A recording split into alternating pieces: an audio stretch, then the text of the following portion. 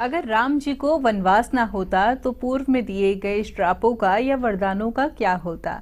ऐसे में इस विषय को समझने के लिए हम पिछले कार्यक्रम में चर्चा कर रहे थे कि रावण ने या रावण के भाइयों ने सभी ने कठोर तप किया था जिससे उन्हें वरदान प्राप्त हुआ।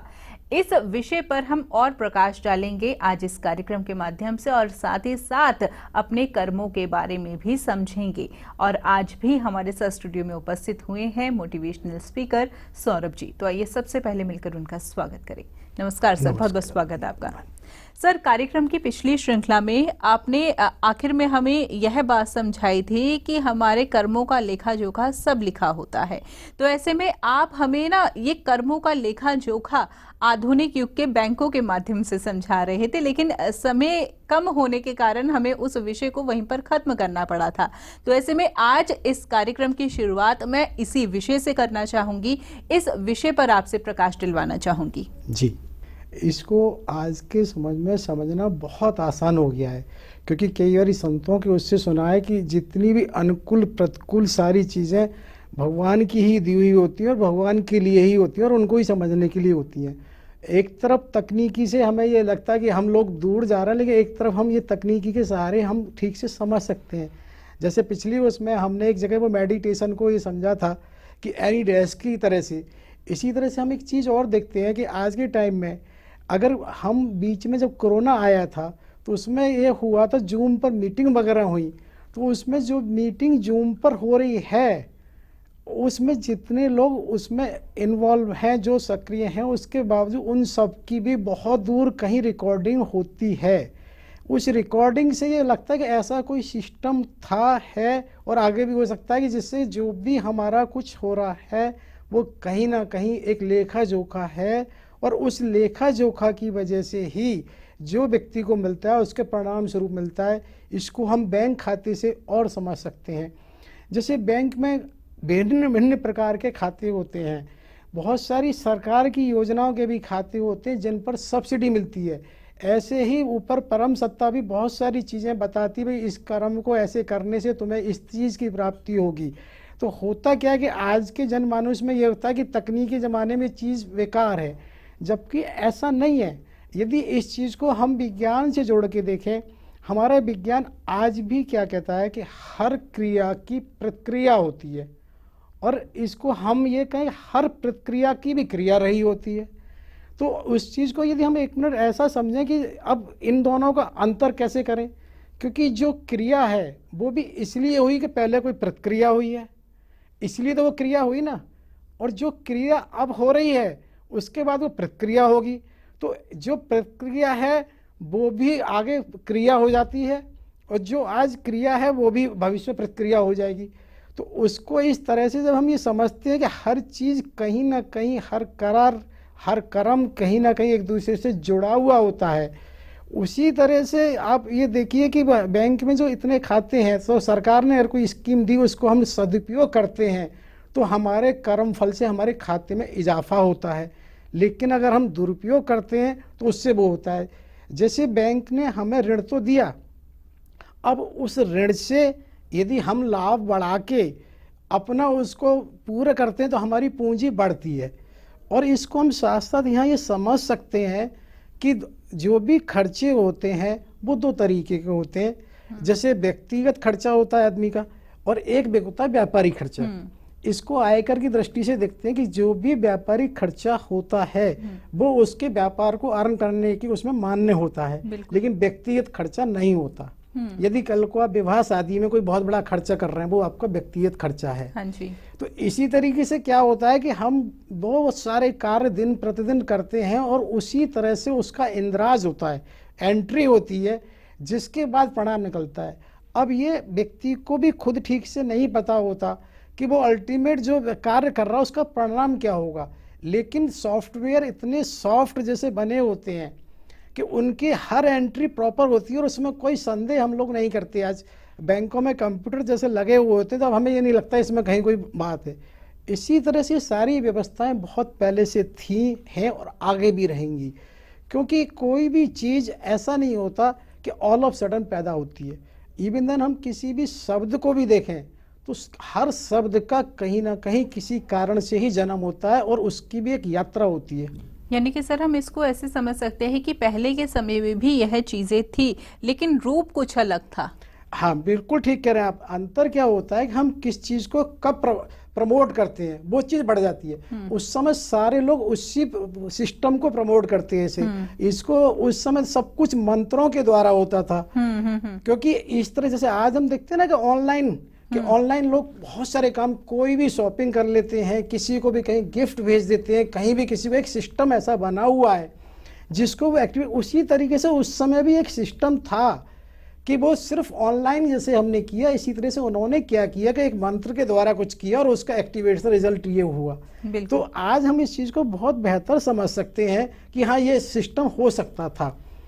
और उसी का परिणाम होता है कि हम उस चीज़ को जब समझते हैं तो हमें लगता है कि हाँ, ये हो सकता है। आज से 50 साल 100 साल पहले ऐसा लगता था कोई व्यक्ति दूर बैठे व्यक्ति से बात कैसे कर सकता है, ये लगता था बकवास है। लेकिन आज समझ में आता है कि बात कर सकता है। ऐसा भी हो सकता है, एक व्हाट्सएप जैसे ग्रुप बनाते हैं, हमने एक मैसेज दिया, सारे लोग कनेक्ट हो गए। बिल्कुल। यदि कहीं हमें किसी को एक सभा भी करनी है तो सब लोग एक समय पहुंच गए। उस समय लगता था देवता कैसे इकट्ठे हो गए, क्या हुआ, कैसे हुआ, तो ऐसे लगता था सब काल्पनिक है। सर यहाँ पर लेकिन एक प्रश्न करना चाहूंगी, जैसे कि आपने कहा कि पहले जब देवता आपस में बात करते थे, एक देवता कहीं और बैठे होते थे, दूसरे देवता कहीं और बैठे होते थे, लेकिन ध्यान के माध्यम से जो है उनकी बात जो है दूसरे जन तक पहुंच जाती थी। और आज के समय में हमारी जो टेक्नोलॉजी है वो हमारे मैसेज इधर से उधर तक पहुंचा देती है। लेकिन आपने थोड़ी देर पहले मंत्रों की भी बात की थी। अगर हम पहले के समय की बात करें तो मंत्रों के माध्यम से कितना कुछ वर प्राप्त कर लिया जाता था, या फिर लोग जो हमारे साधु संत होते थे वो भस्म तक कर देते थे मंत्रों के माध्यम से। लेकिन वही मंत्र आज भी तो पढ़े जाते हैं, तो उसका इतना फल क्यों नहीं मिलता? यदि कोई व्यक्ति अगर खरबपति हुआ तो एक दिन में पैसे नहीं हुआ, क्योंकि पहले क्या हुआ होगा, वो एक लखपति हुआ, लखपति के बाद करोड़पति हुआ, करोड़पति के बाद अरबपति, फिर खरबपति होता है। अब हम ये सोचेंगे हम लखपति हुए नहीं और सीधे खरबपति हो जाएं, तो ऐसा नहीं हो सकता। उसी तरह से पहले वो लगातार प्रक्रिया में ऐसे रहते थे और इसी उनकी क्षमताएं हो जाती थी कि जो व्यक्ति खरबपति है वो उसे कोई फर्क नहीं पड़ता, लाखों रुपए देने का, करोड़ रुपए भी दे सकता है। लेकिन जो स्वयं में करोड़पति नहीं है वो कैसे दे सकता है? ऐसे बहुत से उदाहरण हमें मिलते हैं पुराने समय में कि जैसे हम एक मिनट उसमें जाते हैं कि शांतनु महाराज ने भीष्म पितामह को इच्छा मृत्यु का वरदान दिया। अब आदमी को लगता है यार इच्छा मृत्यु का वरदान, जो स्वयं भी इच्छा मृत्यु नहीं है वो दूसरे को वरदान कैसे दे सकता है? लेकिन ये ऐसे हम समझ सकते हैं कि जैसे वर्तमान में यदि कि बैंक में कोई मैनेजर है, उसकी जितनी सैलरी नहीं है लेकिन उसे यह अधिकार है कि वो कर्म के हिसाब से किसी को बहुत बड़ा ऋण स्वीकृत कर सकता है। तो उसी तरीके से एक व्यवस्था थी कि व्यक्ति के उस दोनों के हिसाब से देखिए, देने वाले की क्षमता और जिसको दिया जा रहा है उसके कर्म फल के हिसाब से ऐसा किया जा सकता था जिसकी वजह से वो उसे दे सकता था। लेकिन सबसे बड़ी बात क्या कि एक ही चीज़ घूम कर आती है कि सब चीज़ों में कि ऐसा जो कुछ हो रहा था, चाहे हम उसे वरदान कहें, श्राप कहें, कुछ भी कहें, वो है क्या? अल्टीमेट वाणी है, जिसको आज भी विज्ञान क्या कहता है कि जो शब्द जिसके मुंह से निकला वो शब्द अल्टीमेट ख़त्म नहीं होता, वो एग्जिस्ट करता है। जब वो एग्जिस्ट करता है उसकी वेव्स एग्जिस्ट करती हैं। जिस तरह से आज हम बहुत सारे कैमरे देखते हैं कि हम कितनी दूर वहाँ के फ़ोटो ले रहे हैं, इसी तरह से वो सिस्टम कल भी था और आज भी एक, आगे भी रहेगा। हर शब्द कहीं ना कहीं घूमता और किसी न किसी से जहाँ उसको ज़रूरत है वो वहाँ स्ट्राइक करता है। जब वो इस तरह स्ट्राइक करता है तो उसके बाद उसका प्रतिफल वहाँ मिलता है। बिल्कुल, ये हमने भी हमेशा बात सुनी है कि जो भी हम शब्द का उच्चारण कर रहे हैं तो वो ब्रह्मांड में घूमता रहता है, उसका नाश नहीं होता, वो शब्द कभी नष्ट नहीं होता। सर, जैसे कि आप हमें बहुत अच्छे से समझा रहे हैं, अब जैसे कर्मों की ही बात कर रहे हैं, कई बार हम ऐसा देखते हैं कि हम तो इतना अच्छा कर भी रहे होते हैं लेकिन हमें उतना फल नहीं मिलता, लेकिन वही दूसरा व्यक्ति इतना कुछ अच्छा कर्म कर भी नहीं रहा होता लेकिन उसे सब कुछ प्राप्त हो रहा होता है जीवन में। इस बात को थोड़ा और सरल माध्यम से आपसे जानना चाहूंगी कि आप हमारे दर्शकों को इस बात को समझाएं। इसको हम ऐसे समझते हैं, जो अभी हमने थोड़ा पहले भी एक चर्चा की थी कि जो व्यक्ति कर्म कर रहा है उसका वो कौन सा कर्म है, कैसे है, व्यक्ति नहीं, लेकिन जो सॉफ्टवेयर सिस्टम है वो उसी हिसाब से इंद्राज करता है। जैसे अभी हम ये देखते हैं कि जो व्यक्ति कर रहा है उसका ये नहीं पता हमें कि जो कौन सा कर्म है उससे पूर्व क्या था। तो आप इसको एक मिनट ऐसे समझो कि दो व्यक्ति हैं, एक ने एक को कोई पैसे दिए, हमने देते हुए देखा, लेते हुए देखा, लेकिन अब हम ये कैसे कह सकते हैं किसने किसको क्या दिया है?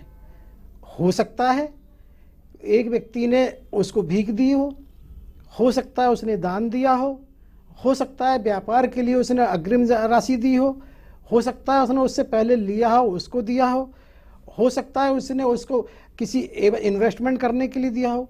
उसी में बहुत सारी संभावनाएं हो सकती हैं, और लेकिन उसका प्रतिफल उसी हिसाब से रहेगा। अगर तुमने उसे लोन में चुकाया है तो तुम्हारी कोई इन्वेस्टमेंट नहीं हुई है, और एक व्यक्ति ने इन्वेस्टमेंट के लिए किया तो उसका रिटर्न बढ़ सकता है। उसी तरह से कि किसने किस कर्म को किस समय और कहाँ कैसे किया है उसका उसी तरह से प्रतिफल होता है। अब जो व्यक्ति ये कहता है कि भाई मेरे साथ ऐसा होता है, उसको ये बहुत आवश्यक है कम से कम पूर्व जन्म का तो नहीं तो इसी जन्म की सारी चीज़ें जोड़ के देखे कि अल्टीमेट क्या हुआ है। क्योंकि आप एक चीज़ बहुत सामान्य से देख सकते हैं, कर्मों का फल बहुत आसानी से इस तरह हम समझ सकते हैं, जिसकी जो चीज़ हमारा जैसे आज गुरुत्वाकर्षण का नियम है तो वो सभी जगह समान रूप से काम करता है। उसी तरह से कर्मों का फल का एक बात देखें कि ये जो जमीन है इसकी लंबाई चौड़ाई न कभी घटी न बढ़ी न कुछ हुआ, लेकिन कोई व्यक्ति जमीन खो रहा है, कोई पा रहा है। अंतर इतना है कि जो उसको पा रहा है वो खुश हो रहा है, जो खो रहा है वो परेशान हो रहा है। लेकिन ये परिवर्तन तो रुकेगा ही नहीं। जिसने कल पाई थी वो आज खो रहा है, जिसने आज पाई है कल फिर बदल जाएगा कोई। तो उसी परिवर्तन को हमें समझने से एक चीज़ जरूर समझ में आती है कि आखिर उसको जब हम विस्तृत में जाएं कि ये परिवर्तन हुआ क्यों है, तो उसमें परिवर्तन में अगर हम इस चीज़ को किसी भी स्तर पे देख सकते हैं, इस स्तर को हम चाहे जिला स्तर पे देखें, शहर के स्तर पे देखें, चाहे हम इसको राष्ट्र के स्तर पे देखें, विश्व के स्तर पे देखें, हर समय व्यक्ति चेंज होते रहते हैं। अगर आप पैसे वाले के तौर पे लें तो कहीं से इतिहास उठा के देख लें, हजारों साल पहले जो राजा महाराजा थे आज उनके वंशज सबके ढूंढने नहीं सकते, कुछ लोगों के हो सकते हैं। जो वर्तमान में हैं उनका आगे कोई नहीं जान सकता, लेकिन हम उनका अतीत जान सकते हैं जितने भी वो हैं। अगर आपको जब बैक में जाओगे तो सबका एक ही चीज़ मिलेगी, उसका वो तप हुआ। अंतर ये पड़ सकता है उसके माता पिता ने किया हो, उसके ग्रैंडफादर मदर ने किया हो, लेकिन बिना उसके नहीं कुछ मिलता किसी का भी। इस चीज़ को ये प्रमाणित चीज़ है, कहीं करके देख सकते हैं, उस कर्म फल के हिसाब से उस व्यक्ति को हुआ है। हम अनुमान के लिए देख सकते हैं। वर्तमान में अगर हम भारत के देखें जो सबसे ज़्यादा धनाढ्य हैं तो उसमें भी देखते हैं 20 साल पहले कोई और था, 50 साल पहले कोई और था, आज कोई और है। अगर ये पैसे से ही पैसा कम था तो ये तो परिवर्तन होना ही नहीं था। इसी को हम विश्व स्तर पर भी देख सकते हैं कि मालूम पड़ा कि 20 साल 50 साल पहले कोई और था, तो आखिर ये परिवर्तन हुआ क्या। जबकि सामान्यतः यही समझ में आता है कि भाई पैसे से ही पैसा कमता है। अगर पैसे से ही पैसा कमता है तो जो वर्तमान में पैसे वाला है उसे कभी पीछे होना ही नहीं चाहिए, और जो व्यक्ति पे नहीं उसे कभी आगे नहीं आना चाहिए। लेकिन ये देखने में आता है हर हालत में हर जगह व्यक्ति नया निकल के और आता है, उसके और उसके पीछे केवल और केवल उसका तप रहा होता है। वो तप हो सकता है उसको हम ऐसे समझ लें जैसे कोई भी इमारत, उसकी हमें नींव नज़र नहीं आती लेकिन उसकी चोटी नज़र आती है। उसी तरह से उस इमारत में जो नींव में जो भी कुछ हुआ है वो हमें नज़र नहीं आता, लेकिन बिना नींव के इमारत हो ही नहीं सकती है। सर, यहाँ पर एक प्रश्न आपसे और करना चाहूंगी। हमने अक्सर यह सुना है कि कलयुग में जो भी घटित हो रहा है वह पूर्व में यानी कि हमारे देवताओं के समय में यह सब कुछ हुआ है, इस कारण से कलयुग में हमें मानवों को भी झेलना पड़ रहा है यह सब कुछ। ऐसे में आजकल के समय में कुछ महिलाएं ऐसी होती हैं जो नेचुरली कंसीव नहीं कर पाती और विभिन्न विभिन्न टेक्नोलॉजी के माध्यम से वह कंसीव करती है, क्योंकि ऐसा कहा जाता है, मैंने ऐसा सुना है। उसके बारे में मैं आपसे जानना चाहूंगी कि क्या मैंने सही प्रश्न किया है या नहीं। तो ऐसे में कहा यह जाता है कि स्वयं जगत जननी यानी कि माँ पार्वती भी श्राप से रही, जिस कारण से उन्होंने नेचुरली कंसीव नहीं किया। हमने स्टोरीज में, कथाओं में यही श्रवण किया है कि अगर गणेश जी का भी जन्म देखें तो उन्होंने अपनी शरीर की मैल से उन्हें निर्मित किया था। कार्तिकेय जी को देखें तो एक अलग तरीके से जो है कार्तिकेय जी का जन्म हुआ था। तो क्या यह बात सच है कि आज जो हम मानवों के साथ कुछ भी हो रहा है, ऐसे में उस समय पर यह सब कुछ घटित हुआ था, इस कारण से आज हमें यह सब कुछ झेलना पड़ता है, यह हमारे साथ होता है? हम ये मानते हैं सतयुग था। पहले हमारी सारी सृष्टि मानसिक ही थी। हमारे यहाँ तो ये सब कुछ होता ही नहीं था। सारे तो बात है कि जितने ब्रह्मा जी ने सबसे पहले जितने उनके पुत्र थे वो केवल मानसिक थे, और वो मानसिक की वजह से ही कई बार उसमें ये श्राप भी रहा कि उनको लोगों ने कहा कि नहीं, तुम, हमारा तो जन्म ही केवल इसलिए हुआ कि ईश्वर की प्राप्ति करना है। ये तो क्या होता है, एक प्रक्रिया के तहत परिवर्तन संसार का नियम था, है और रहेगा, क्योंकि सबकी श्रेष्ठता इक्वल कभी नहीं हो सकती है। जब वहाँ पर कुछ लोग इस स्थिति में नहीं थे कि उस श्रेष्ठ स्तर की मानसिक सृष्टि को सदैव कायम रख सकें, तब इसकी आवश्यकता हुई कि भाई कहीं ना कहीं, जैसे हम कई बार कहते हैं ना, हर चीज़ सबके लिए आसान हो जाए, तो उसका एक ही तरीका होता है कंफर्ट का, कि भाई कुछ थोड़ा इजी करो। तो जब उसी की वजह से, क्योंकि मानसिक सृष्टि करने के लिए एक बहुत बड़े स्तर का तप चाहिए होता है, उससे वो कायम होती है और जिसको हर आदमी नहीं कर सकता। लेकिन जब वो नहीं हो पाई तब शारीरिक चीज़ों की शुरुआत हुई, जिसमें हमारे यहाँ ये माना जाता था कि उसका तात्पर्य ये नहीं है, उसका सिर्फ ये संतान उत्पत्ति, अगर एक बार संतान उत्पत्ति होगी तो काफ़ी है। उसी चीज़ को वो घटित, क्योंकि ये एक संसार का नियम है और ये विज्ञान का भी नियम है कि कोई भी परिवर्तन अकारण नहीं होता। यदि कोई चीज़ स्थिर है तो स्थिर ही बनी रही, और गतिमान है तो गतिमान ही रही, जब तक उस पर कोई बल कायम ना हो। उससे स्थिर से गति देने के लिए भी बल लगाया जाता है और गतिमान से वो दें। तो उसी तरह से यदि परिवर्तन वो नीचे के ट्रेंड पे हुआ शुरू, कि भाई हमें किस तरह से सहूलियत हो सकती है, उस सहूलियत के लिए ही जब ये चीज़ें शुरू हुई, तो लेकिन इसका ये आश्चर्य नहीं कह सकते कि वो चीज़ें ख़त्म हो गई। हमें ये समझना पड़ेगा कि कितने ऐसे उदाहरण हैं जिससे समझा जाए कि वो सिस्टम हमेशा था, है और रहेगा। होता क्या है कि हमने केवल पार्वती जी के बारे में कहा, हम इसको अन्य उससे समझ सकते हैं। जैसे सबको आगे भी चर्चा करेंगे, लेकिन फिर भी अभी प्रश्न आया तो बता देते हैं कि सबको मालूम है कि लव कुश के बारे में, कि जब वाल्मीकि के आश्रम में सीता जी को किया गया, तो जब एक बार सीता जी वहाँ स्नान करने जा रही थी, तो क्या हुआ था, वो पहले अपने बच्चे को छोड़ गई थी, लेकिन फिर जैसे होता है ना माँ का, कि उससे लगा रहे बच्चे कहीं पीछे अकेला है, वो लौट के आके ले गई।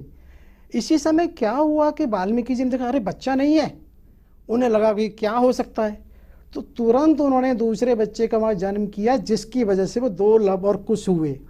अच्छा, तो जिसकी वजह से जब वो 2 हुए, तो हमें वो नहीं समझना, हमें समझना कि वो सिस्टम वहाँ था कि जिसकी वजह से कैसे वो हो सकता है।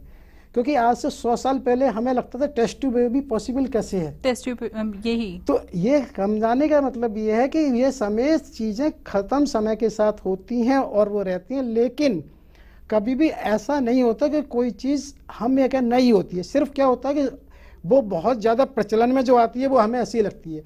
इसको ना हम ऐसे समझ सकते हैं, जैसे आजकल व्हाट्सएप वगैरह है, किसी पे कोई मैसेज बहुत पहले आ गया, किसी ने आज पढ़ा तो उससे लगा ये नया है।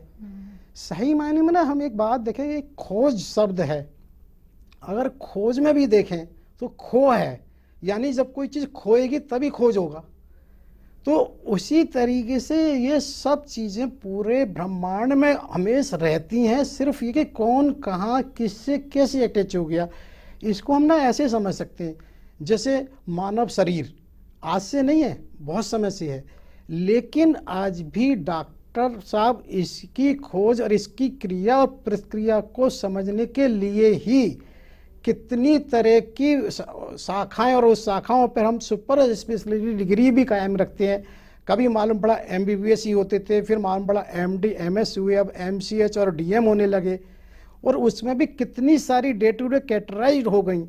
तो उसके बावजूद भी अभी हम ये नहीं कह पाए कि अब नहीं समझना बाकी है, यानी कि अभी भी हम सब इस शरीर के होने वाली क्रियाओं और प्रक्रियाओं को ही समझ रहे हैं, लेकिन ऐसा नहीं है कि ये जो क्रिया प्रक्रिया अब हो रही है पहले नहीं थी। इसका मतलब ऐसा भी नहीं है कि अब हमने जो समझ लिया वो सब कुछ हो गया है। हर क्रिया प्रक्रिया का होता है, और ये शरीर इतना ज़्यादा सेंसिटिव है कि एक बात देखिए ना कि अभी किसी ने आपको एक विचार दिया, उसका निश्चित रूप से कहीं ना कहीं आपके ऊपर फर्क आएगा। यदि कोई आपकी प्रशंसा करता है और आपकी आलोचना करता है तो दोनों आपको प्रभावित करते हैं। तो उसी तरह से हर क्रिया प्रक्रिया हर व्यक्ति को किसी न किसी रूप से प्रभावित करती है, और उसी के परिणाम स्वरूप वो ऐसा हो पाता है। तो उसी क्रिया की प्रतिक्रिया की वजह से उससे जब हम जिसकी बात करें कंसेंटमेंट की, तो उसमें हम यहाँ आते हैं कि ये चीज़ें आप और भी ऐसे उदाहरण मिलेंगे आपको। जैसे गणेश जी का जन्म कैसे हो गया, यानी ब्रह्मांड में वो सब है जिसकी वजह से वहाँ किया जाता है। और उसी चीज़ में आप एक बात देखिए ना कि वासुदेव और वो कारावास में है, वहाँ ये कैसे संभव हो सकता है कि 8-8 संतान हो जाएं बेड़ी और उससे जकड़े हुए हैं। बिल्कुल। तो ऐसा लगेगा कि भाई बेड़ी में जकड़े हुए और ये कैसे संभव है। ये संभव इसी प्रोसेस से था कि वो सब लोग इतने ज़्यादा तपशाली थे जिससे कि वो, ये जरूरी नहीं शारीरिक वो हो, क्योंकि इसमें एक मूल बात आती है कि अल्टीमेट गर्भ धारण के लिए सबसे बड़े इंजेक्ट कैसे हो। सबसे बड़े जैसे टेस्ट टू बेबी भी क्या है, उसको भी अलग तरीके से कोई एक सैरोगेट मदर का रूप आने लगा है। हाँ जी। तो वो अल्टीमेट का कोई एक प्रोसेस है जिसकी वजह से उसको एक इंजेक्ट किया जाता है, वो सेम मदर हो दूसरी मदर हो, उसी तरीके से वहाँ ना वो एक चीज़ थी कि उसको इंजेक्ट किया जाए। क्योंकि इसको आप महाभारत में उससे भी समझ सकते हो।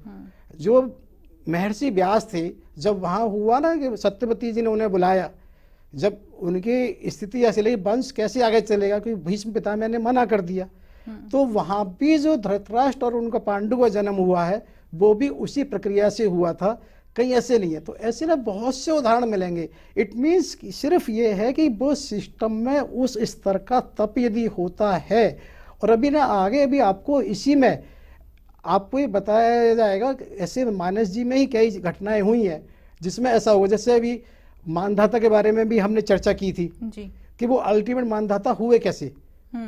तो क्या है कि वो उस स्तर का वो होना चाहिए, सिर्फ क्या है कि वो प्रोसेस है कि वो कैसे होगा।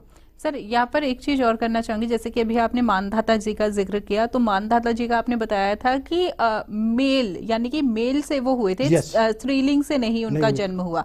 और आज के समय में भी ये चीज अब आ रही है कि एक पुरुष भी जो है संतान मतलब कर सकता है। ये यानी कि नई बात नहीं है, ये पुरानी ही चलती आ रही है, लेकिन रूप अलग अलग है। इसका क्या है ना, इसको एक बात देखिए, साइंटिफिकली आज भी सिर्फ एक्स और वाई को जोड़ के जो साइंस कहती है उससे वो होना है, वो कैसे जोड़ना है उसका प्रोसेस है। क्योंकि वो प्रोसेस क्या होता है, जैसे कहते हैं बहुत सारी कि भाई वहाँ पर इतनी एडवांस टेक्नोलॉजी है कि वो सर्जरी वहाँ है। इसी तरह से हमारे यहाँ जो सारे ऋषि मुनि थे, इतने वो मंत्रों के द्वारा सब कुछ करते थे। बल्कि मैंने तो ये माना है कि जो रिसर्च शब्द है वो भी ऋषि शब्द से ही कहीं आया है। क्योंकि क्या होता है कि कोई भी व्यक्ति सिर्फ किसी चीज़ का भी उत्तर वो हाँ और ना में सोचता है, जबकि ऐसा कहीं नहीं हो सकता कि किसी भी मूल विषय का, बहुत गूढ़ विषय का उत्तर हाँ और ना में हो। आप किसी भी एक एक शब्द को भी देखेंगे तो उसका भी जन्म कब हुआ, कहाँ हुआ, कैसे हुआ। आप एक बात देखिए ना कि ऐसा नहीं शब्दों का कोई जन्म होना बंद हो गया। अब आप देखिए, मैं समझता हूँ वाईफाई एक शब्द है जो आम आदमी से जुड़ा हुआ है। क्या वाईफाई शब्द शायद 50 साल पहले शब्दकोश में नहीं मिलेगा, लेकिन है। तो वो भी क्यों हुआ, क्योंकि उसकी एक प्रक्रिया है, उसको एक आई। लेकिन उसमें वाईफाई को जब हम देखते हैं तो उसमें भी एक चीज़ है कि अल्टीमेट उसका मतलब निकलेगा कहीं ना कहीं चेतनता। तो अब आपने एक चीज़ हमें वहाँ से समझ में आई कि हम कोई ऐसा सिस्टम एग्जिस्ट कर रहा है जिसके थ्रू हम कनेक्ट होते हैं। और वो कनेक्ट से मीन्स ये भी हो सकता है हम सब लोग सामूहिक भी कनेक्ट हो लें। और जब सामूहिक कनेक्ट होते हैं तो वो इसमें क्या होता है, जैसे हम कीर्तन और वो करते हैं तो एक सामान्य से कोई भी व्यक्ति कनेक्ट हो ले। लेकिन क्या होता है, एक स्पेसिफिक रेंज की होती है। जैसे कभी कभी होता है ना कि अगर हम इसको 50-100 साल पीछे जाएं तो किसी समय टेलीफोन एक बहुत बड़ी बात थी। उस टेलीफोन का ये माना जाता था जिस व्यक्ति के पास है बहुत बड़ी बात है। उस समय टेलीफोन को आप ये देखिए, आपको शायद नई युवा पीढ़ी को विश्वास नहीं होगा कि आदमी जो बात करता था ना तो वो अपने इमोशनल को ही नियंत्रण करके, क्योंकि उसका ध्यान मीटर पे ज़्यादा होता था, बातों पर कम। क्योंकि उस समय के हिसाब से उसकी बहुत कॉस्ट देनी पड़ती थी। लेकिन फिर भी अब आप देखिए, क्योंकि क्या हुआ, एक घटना है टेलीफोन की, लेकिन क्या हुआ कि कहीं ना कहीं कुछ ना कुछ इस स्थिति को देखिए, लोगों के मन में धारणा जरूर रही होगी, हे ईश्वर कुछ ऐसा हो कि भाई आसान सा हो जाए। तो आप एक बात देखिए, कोई भी परिवर्तन में अल्टीमेट कहीं ना कहीं आप एक तप से जोड़ पाते हैं कि वो उस तप के कारण हुआ कि सब लोगों ने कहीं मांग की होगी, कुछ ऐसा रहा होगा जिसकी वजह से आज ये कितना सामान्य हो गया है कि आम आदमी को बिल्कुल आसानी से हो गया। लेकिन इसके दुरुपयोग से भी हम नहीं कह सकते, क्योंकि ये हमेशा रहा है कि कोई भी चीज़ कभी भी सबके लिए सुलभ हो जाएगी तो वो निश्चित रूप से सदुपयोग होगा, केवल ये कहना आसान, ये नहीं कहा जा सकता है। तो इसीलिए जो आप बात कर रहे थे उसमें सिर्फ हमें उस सिस्टम को समझना है कि वो सिस्टम कल भी था, आज भी है और आगे भी होगा। लेकिन क्या होगा, जिसका तब जिस स्तर का हो जाएगा वो उसको पाएगा। आप इसको एक चीज़ समझ सकते हो कि जो वर्तमान में विज्ञान है उसमें जितने वैज्ञानिक हुए हैं, जितनी भी बड़ी बड़ी खोज हुई हैं, उनके सबके जीवन का आप अध्ययन करें तो उसके जीवन के अध्ययन में एक ही चीज़ निकल के आती है, उस व्यक्ति का अपना इतना तप हुआ तब जाके उसको उपलब्धि हुई। तो आज भी वो तप से और कर्म फल के हिसाब से उस व्यक्ति को वो मिलता है जो उसका कर्म फल होता है। चाहे हम आइंस्टीन को ले लें, एडिसन को ले लें, किसी को ले लें। इसी चीज़ में मुझे एक चीज़ स्मरण हो रही है, मैं बताता हूँ। रसायन विज्ञान में एक ऑर्गेनिक केमिस्ट्री होती है, उस ऑर्गेनिक केमिस्ट्री में एक बेंजीन का कंपाउंड होता है जिसे C6H6 बोलते हैं। क्या तो वो विज्ञान बड़े उसमें रहते थे कि भाई इसका कंपाउंड का फॉर्मेशन कैसे होगा। तो ऐसा कुछ चाहता है, उन्हें रात में सपने में उन्होंने 6 बंदर देखे जो एक दूसरे की पूंछ पकड़े हुए थे, जिसकी वजह से उसका एक उन्हें कंपाउंड फॉर्मेशन आया। उस बेंजीन की बाद ही सारी चीज़ें उपलब्धि हुई। तो ये सिर्फ कहने का आश्रय ये है कि कहीं भी कुछ भी कभी भी अचानक नहीं होता। यदि स्वप्न भी आ रहा है तो वो किसी को अकारण नहीं आ रहा है। हमारे यहाँ तो सारे स्वप्नों का वाक़या वो किया गया है। और अभी इसमें भी आगे जब हम प्रकरण करेंगे ना तो इसमें भी आएगा स्वप्न के बारे में भी कि किसको स्वप्न में क्या आया। तो अर्थात ये पूरा जो ब्रह्मांड कर रहा है तो आप उसको बस सिर्फ एक एनालिस करना है, उसको हमें व्यक्ति पर नहीं केंद्रित करना है, व्यक्ति के माध्यम से हमें उस व्यवस्था को समझना है। तो जिसकी आप बात कर रहे हैं ना वो, तो ये एक सिर्फ उसका इंजेक्ट, क्योंकि आज भी आप एक बात देखिए, आफ्टर इंजेक्शंस जैसे ही वो गर्भ धारण माता करती है उस शिशु को सब कुछ माता से जुड़ा होता है। सारा इनटेक उसका लालन पालन हो तो उसी से रहा है ना। अर्थात आप भी देखिए, जो वो सुनती है उसका इफेक्ट होता है, जो वो खाती पीती है उसका प्रभाव होता है, जो वो भी सुनती है नहीं, हर कर्म का प्रभाव होता है। लेकिन ऐसा नहीं कहेंगे किसी भी कर्म को 100% ना तो जाना गया ना जाना जाएगा, क्योंकि कोई भी कर्म केवल और केवल अकेला नहीं होता है। बहुत सारी चीज़ें, इसको हम ऐसे समझ सकते हैं, आज के विज्ञान में किसी को किसी दवाई का अगर हम कहते हैं तो ये नहीं कह सकते इस दवा से तुम्हारी शुगर इतनी घट जाएगी या इतनी बढ़ जाएगी, क्योंकि बहुत सारे फैक्टर होते हैं। ये ठीक है, दवा उस पर काम करती है, ये ब्लड प्रेशर घटाएगी, ये ब्लड प्रेशर बढ़ाएगी, लेकिन अब आप कहें भाई उसका ब्लड प्रेशर तो 2 दिन में नियंत्रण हुआ, इसका नहीं हुआ। तो कहीं भी कोई भी एक फैक्टर केवल अपने आप में पूरा नहीं होता, बहुत सारी स्थिति परिस्थितियाँ के कारण से ही इसी तरह से वो कर्म फल होता है, इसी तरह से। लेकिन हम सिर्फ ये कहेंगे कि कोई भी चीज़ नई नहीं है, किसको कब शुरू हो जाए, लेकिन कर्म फल ये प्रूव करता है कि सब चीज़ें उसमें बराबर ऐसी थी। आप एक बात जरूर देखिए, जहाँ जिसको जो भी उपलब्धि मिली है उसका अध्ययन करेंगे तो एक चीज़ निकल के आती है, उसमें कहीं ना कहीं उसका कर्म फल है। सिर्फ मैंने कहा है कि ऐसा हो सकता है किसी माता पिता द्वारा हो, कैसे ना चाहिए वो फल अल्टीमेट जो संतान को मिला वो माता पिता से मिला है जी। तो संतान को जो मिला है तो इतना तो हो गया कि जो माता पिता ने किया था उस समय नजर नहीं आया, लेकिन उनको मिल गया परंपरा में। लेकिन ऐसा कहीं नहीं मिलता कि भाई ये चीज़ है। इसी तरह से जब हम पॉजिटिव चीज़ देखते हैं तो कहीं ना कहीं नकारात्मक कर्मों का प्रभाव भी रहेगा। जैसे यदि किसी व्यक्ति ने लोन ले लिया है और जमा नहीं कर रहा है तो उसका सिविल स्कोर भी खराब हो जाता है, और सिविल स्कोर खराब होता है दोबारा लोन में भी दिक्कत होती है, और इसी तरह से उसको लोन की रेट ऑफ इंटरेस्ट भी बहुत अलग अलग होती है। बिल्कुल। और जिसके रिटर्निंग अच्छी होती है उसको उसके हिसाब से रेट ऑफ इंटरेस्ट मिलता है। दुनिया भर के आज कार्ड ऑफर होते हैं उसी के सिविल स्कोर पर। बिल्कुल, बहुत अच्छे से आपने इस कार्यक्रम के माध्यम से हमें विशेष जानकारी दी। फिलहाल इस कार्यक्रम में इतना ही। आपने अपना कीमती समय दिया, उसके लिए बहुत बहुत धन्यवाद। जय सिया राम। जय सिया राम। दर्शकों और सभी के लिए जय सिया राम। आप हमारे संत वाणी चैनल को सब्सक्राइब करें, वीडियो को लाइक करें, शेयर करें और हाँ, बेल आइकन पर क्लिक करना बिल्कुल ना भूलें ताकि हमारी किसी भी वीडियो की सूचना सबसे पहले आपको मिले।